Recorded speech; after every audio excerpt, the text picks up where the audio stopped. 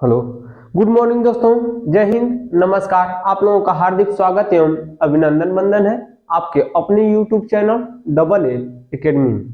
तो पिछली कक्षा हमने क्या देखा था मेरे दोस्त? अधीनस्थ न्यायालय। ठीक है, तो आज अधीनस्थ न्यायालय की अगली कक्षा होने वाली है।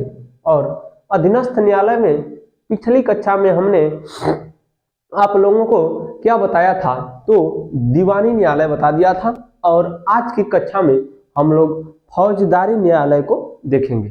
ठीक है, तो आइए देख लेते हैं आज की भी कक्षा किसकी होने वाली है।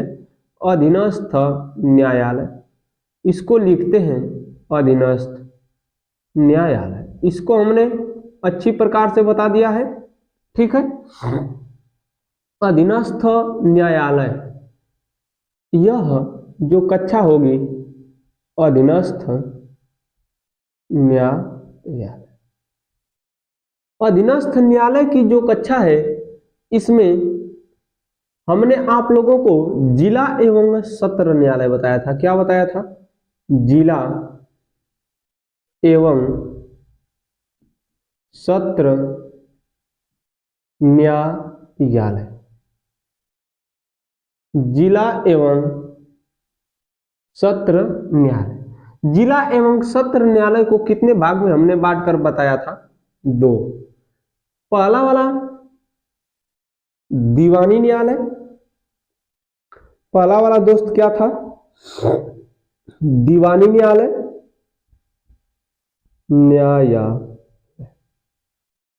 दूसरा वाला मिलेगा फौजदारी न्यायालय। दूसरा वाला क्या था दोस्त? फौजदारी न्यायालय, फौजदारी न्याय। देखते हैं, दीवानी न्यायालय को हमने बता दिया था। आज की पूरी कक्षा होगी किस पर? फौजदारी न्यायालय। ठीक है, तो आइए देखते हैं अधीनस्थ न्यायालय में आज का टॉपिक हम लोगों का क्या होने वाला है? फौजदारी न्यायालय। तो अब फौजदारी न्यायालय को ही टारगेट बनाएंगे, उसको ही केवल देखने का कार्य करेंगे। चलिए देख लेते हैं फौजदारी न्यायालय को। आइए, आज की कक्षा होगी अधीनस्थ न्यायालय का जो फौजदारी न्यायालय होता है उस पर। फौजदारी न्यायालय, फौजदारी न्यायालय पहले समझते हैं। फौजदारी न्यायालय के अंतर्गत कैसे कैसे मामले प्रस्तुत किए जाते हैं, इसको देखने का कार्य करते हैं। ठीक है, तो फौजदारी न्यायालय के अंतर्गत समाज में घटित होने वाले वे सभी मामले प्रस्तुत किए जाते हैं जो चोरी, डकैती, मर्डर, हत्या और बलात्कार से संबंधित होते हैं। ये सभी मामले किसमें प्रस्तुत किए जाते हैं? फौजदारी न्यायालय में। कहां पर प्रस्तुत किए जाते हैं दोस्त? फौजदारी न्यायालय में प्रस्तुत किए जाते हैं। ठीक है, तो हमने आप लोगों को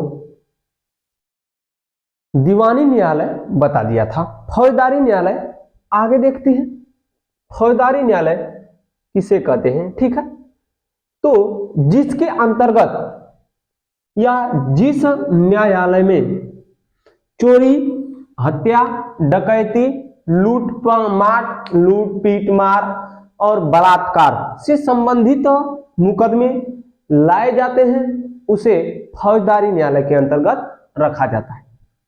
ठीक है, फौजदारी न्यायालय को इंग्लिश में क्रिमिनल कोर्ट कहते हैं। क्या कहते हैं दोस्त? Criminal court. लेकिन जो फौजदारी न्यायालय का न्यायाधीश होता है, फौजदारी न्यायालय का क्या होता है दोस्त? न्यायाधीश। जो फौजदारी न्यायालय का न्यायाधीश होता है उसे सत्र न्यायाधीश कहते हैं। क्या कहते हैं दोस्त? सत्र न्यायाधीश। फौजदारी न्यायालय का जो न्यायाधीश होता है उसे सत्र न्यायाधीश कहते हैं। ठीक है दोस्त, उसे क्या कहते हैं? सत्र न्यायाधीश कहते हैं। जो आपका सत्र न्यायाधीश होता है, इंग्लिश में इसे सीजनल या सेशनल जज कहते हैं। क्या कहते हैं? सेशनल जज। आज का मुख्य टॉपिक क्या रहा? अधीनस्थ न्यायालय। अधीनस्थ न्यायालय को कितने भाग में बांटे? दो। पहला वाला दीवानी, दूसरा वाला फौजदारी। आज की कक्षा हो रही है फौजदारी। फौजदारी न्यायालय के अंतर्गत समाज में घटित होने वाले चोरी, डकैती, हत्या, लूट, मार पीट एवं बलात्कार ऐसे मुकदमे जो प्रस्तुत किए जाते हैं आपके फौजदारी न्यायालय में। फौजदारी न्यायालय को इंग्लिश में क्या कहते हैं? Criminal code. फौजदारी न्यायालय को इंग्लिश में क्या कहते हैं? क्रिमिनल कोड कहते हैं। CRIMINAL, criminal code. फौजदारी न्यायालय को इंग्लिश में क्या कहते हैं? Criminal code. जो इसका न्यायाधीश होता है उसे कहते हैं सत्र न्यायाधीश, या इसी को इंग्लिश में कहते हैं सेशनल जज। ठीक है, आइए देखिए, क्या सत्र न्यायाधीश या सेशनल जज के नीचे भी कोई बैठता है? इसकी अनुपस्थिति में कौन कार्यभार को देखने का कार्य करता है? तो जो आपका सत्र न्यायाधीश होता है इसके नीचे होता है अपर सत्र न्यायाधीश। सत्र न्यायाधीश के नीचे होता है आपका अपर सत्र न्यायाधीश। सत्र न्यायाधीश के नीचे क्या आता है दोस्त? अपर सत्र न्यायाधीश आता है। जो आपका अपर सत्र न्यायाधीश होता है इसको इंग्लिश में कहते हैं एडिशनल सेशनल जज। एडिशनल सेशनल जज, या हिंदी में कहते हैं अपर सत्र न्यायाधीश। अपर सत्र न्यायाधीश के नीचे कोई होता है तो वह आपका जो होता है उसे कहते हैं मुख्य न्यायिक मजिस्ट्रेट। उसे क्या कहते हैं? मुख्य न्यायिक मजिस्ट्रेट। देखिए, इसके नीचे कोई बैठता है तो उसका नाम है मुख्य न्यायिक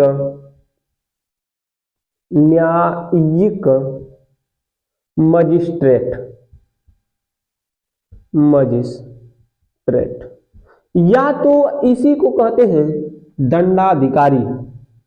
इसी को कहते हैं दोस्त दंडाधिकारी। ठीक है, इसी को क्या कहते हैं दोस्त? दंडाधिकारी कहते हैं। मुख्य न्यायिक मजिस्ट्रेट या दंडाधिकारी। समझिए, जो आपका सत्र न्यायाधीश होता है, जब सत्र न्यायाधीश नहीं होता है तो सत्र न्यायाधीश की अनुपस्थिति में अपर सत्र न्यायाधीश कार्य करता है। अपर सत्र न्यायाधीश को न्यायाधीश के अलावा, न्यायाधीश की अनुपस्थिति के अलावा भी कार्यभार दिया जाता है। जब सत्र न्यायाधीश नहीं रहेगा, अपर सत्र न्यायाधीश उसके स्थान पर बैठकर कार्यभार को देखेगा। आइए देखते हैं, अपर सत्र न्यायाधीश के नीचे मुख्य न्यायिक मजिस्ट्रेट या दंडाधिकारी होता है।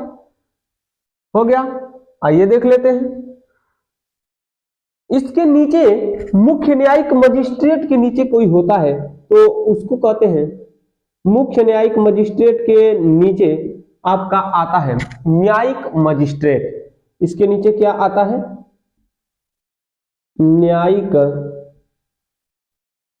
मजिस्ट्रेट। न्यायिक मजिस्ट्रेट प्रथम श्रेणी। न्यायिक मजिस्ट्रेट प्रथम श्रेणी। इसके बाद इसके नीचे कोई आता है क्या? तो इसके नीचे आता है न्यायिक मजिस्ट्रेट। इसके नीचे आता है न्यायिक मजिस्ट्रेट। न्यायिक मजिस्ट्रेट द्वितीय श्रेणी। इसके नीचे आता है न्यायिक मजिस्ट्रेट द्वितीय श्रेणी। हो गया दोस्त। न्यायिक मजिस्ट्रेट द्वितीय श्रेणी के नीचे कोई आता है तो इसके नीचे एक लोग आते हैं जिसे किसमें रखा जाता है? ग्राम पंचायत या न्याय पंचायत। ऐसे लिखिए न्याय पंचायत। ग्राम पंचायत को अलग से देखेंगे, न्याय पंचायत। जो आपकी न्याय पंचायत है और ग्राम पंचायत, इसकी अलग से कक्षा करेंगे, देखने का कार्य करेंगे, बारी बारी से उसको बताऊंगा। चलिए देखिए, अधीनस्थ न्यायालय, उसके नीचे हम लोग पढ़ रहे हैं फौजदारी। फौजदारी न्यायालय का जो न्यायाधीश होता है उसे क्या कहते हैं? सत्र न्यायाधीश। सत्र न्यायाधीश को इंग्लिश में कहते हैं सेशनल जज। सेशनल जज के नीचे बैठा होता है अपर सत्र न्यायाधीश। अपर सत्र न्यायाधीश के नीचे मुख्य न्यायिक मजिस्ट्रेट या दंडाधिकारी। इसके नीचे न्यायिक मजिस्ट्रेट प्रथम श्रेणी। न्यायिक मजिस्ट्रेट प्रथम श्रेणी के नीचे न्यायिक मजिस्ट्रेट द्वितीय श्रेणी। इसके नीचे आता है न्याय पंचायत। चलिए, इसका कहां तक क्षेत्र है, कहां तक यह आपका कार्यभार संभाल सकते हैं, कहां तक ये दोनों या ये सभी लोग कहां तक आपको दंड देने का कार्य कर सकते हैं, इसको देखने का कार्य करते हैं। आइए, हो गया। तो जो आपका सबसे ऊपरी पायदान पर होता है सत्र न्यायाधीश, इसको देखते हैं। जो आपका सत्र न्यायाधीश है, इधर देख लेते हैं। जो आपका सत्र न्यायाधीश और अपर सत्र न्यायाधीश है, यह पहले मुख्य रूप से सत्र न्यायाधीश को ही लेते हैं। सत्र न्यायाधीश की अनुपस्थिति में अपर सत्र न्यायाधीश उसका क्या करता है? काम करता है। जो सत्र न्यायाधीश होता है, यह कोई भी सजा सुना सकता है। पहला बात समझिए, जो सत्र न्यायाधीश होता है कोई भी सजा सुना सकता है। क्या कर सकता है? कोई भी सजा सुना सकता है और क्या कर सकता है? तो कितना भी जुर्माना दे सकता है। कोई भी सजा और कितना भी जुर्माना दे सकता है, इसकी कोई सीमा नहीं है। पहला बात, जो आपका सत्र न्यायाधीश होता है कितना ही बड़ी सजा सुना सकता है और जो आपका कितना ही ज्यादा हो कम हो जुर्माना का कर सकता है, सुना सकता है। यही काम सत्र न्यायाधीश की अनुपस्थिति में अपर सत्र न्यायाधीश करता है। ठीक है, न्याय के पक्ष को लेकर, ठीक है, या जिले पर कह सकते हैं, सत्र न्यायाधीश और अपर सत्र न्यायाधीश को विशेष शक्ति प्रदान होती है। क्या होती है? विशेष शक्ति मिली रहती है या प्राप्त होती है। विशेष शक्ति प्राप्त होती है। विशेष शक्ति प्राप्त होती है किसको लेकर? न्याय में। कहां पर दोस्त? न्याय में। न्याय में अपर सत्र न्यायाधीश और सत्र न्यायाधीश को जिले के आधार पर या जिले पर सबसे ज्यादा कोई पावर रखता है क्रिमिनल में या क्रिमिनल कोर्ट में, तो सत्र न्यायाधीश और अपर सत्र न्यायाधीश। चलिए इसके नीचे देखते हैं। इसकी अनुपस्थिति में कार्यभार कौन देखता है? अपर सत्र न्यायाधीश। आगे चलिए देख लेते हैं। जो आपका मुख्य न्यायिक मजिस्ट्रेट या दंडाधिकारी होता है, ठीक है, यह कहां तक की सजा सुना सकता है? तो आगे देखते हैं। जो आपका मुख्य न्यायिक मजिस्ट्रेट या दंडाधिकारी है, यह 7 वर्ष की सजा सुना सकता है। अधिकतम क्या कर सकता है? 7 वर्ष की सजा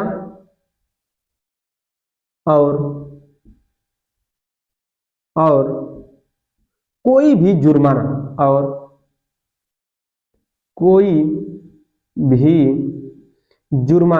क्या कर सकता है? दे सकता है। यह किसके अंतर्गत या किसको पावर दिया गया है?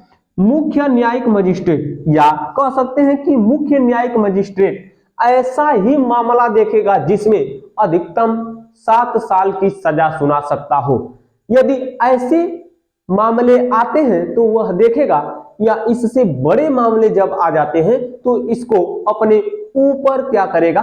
भेजने का कार्य करेगा या अपील लगा देगा। ठीक है, आगे चलिए देख लेते हैं। मुख्य न्यायिक मजिस्ट्रेट के आगे जो आपका होता है वह क्या होता है? न्यायिक मजिस्ट्रेट प्रथम श्रेणी। तो जो न्यायिक मजिस्ट्रेट प्रथम श्रेणी होता है, यह अधिकतम या अधिक से अधिक कह सकते हैं, अधिकतम एक शब्द में बोले तो अधिकतम 3 वर्ष की सजा सुना सकता है। कितने वर्ष की? 3 वर्ष की सजा सुना सकता है। और कितना जुर्माना दे सकता है? तो 10,000 रुपया जुर्माना दे सकता है। कितना जुर्माना दे सकता है दोस्त? 10,000 रुपया जुर्माना। कितना? 10,000। ऐसा मामला मुख्य न्यायिक मजिस्ट्रेट के बाद जो आपका आता है न्यायिक मजिस्ट्रेट प्रथम श्रेणी, ऐसे ही मुकदमे को या ऐसे ही वाद को देखने का कार्य करेगा जिसमें अधिक से अधिक 3 वर्ष की सजा सुना सके या 10,000 रुपया जुर्माना सुना सके। ऐसे ही मामले को क्या करेगा?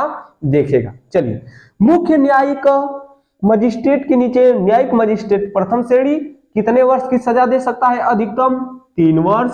कितने वर्ष? 3 वर्ष। जुर्माना कितना देगा?